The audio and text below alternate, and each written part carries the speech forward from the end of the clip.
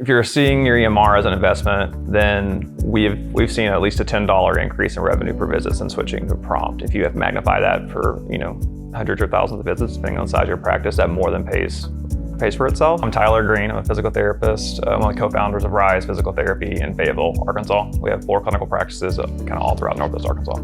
Yeah, what was the biggest problem with prior EMR was, there were a lot. So part of it was there was a massive system failure on their end, and there's just a lack of communication, lack of customer support, and there's just a lot of frustrations with that.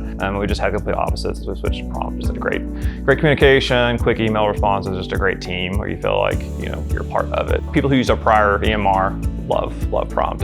The ease of documentation. We have the prediction health integration. That's been awesome to see the AI features it has on there, and the auto note and dictation. That's been a game changer for people on our team just to improve efficiency with notes. We've definitely had some improvements with documentation time since we switched to Prompt from our previous EMR, and I think people who used it before are happier, they're documenting quicker, having less burnout, which has been good for our team. The early transition part, you're assigned a team member from Prompt that kind of helps guide you through that process, or more than one. For sure, having a contact to go to just makes it feel more confident whenever you're going through a transition like that. And then having those systems, you can tell they've done it before. This isn't the first time that they've, especially from certain EMRs, are doing it on a regular basis. So you can tell that it wasn't completely new to them, and they knew what they were doing, and then it gave you more confidence to be able to make the jump. Cost can always be a barrier to people when they're switching to something like that. And I feel like Prompt's pretty open. They'll tell you we're not a cheap EMR. I've been given those exact words,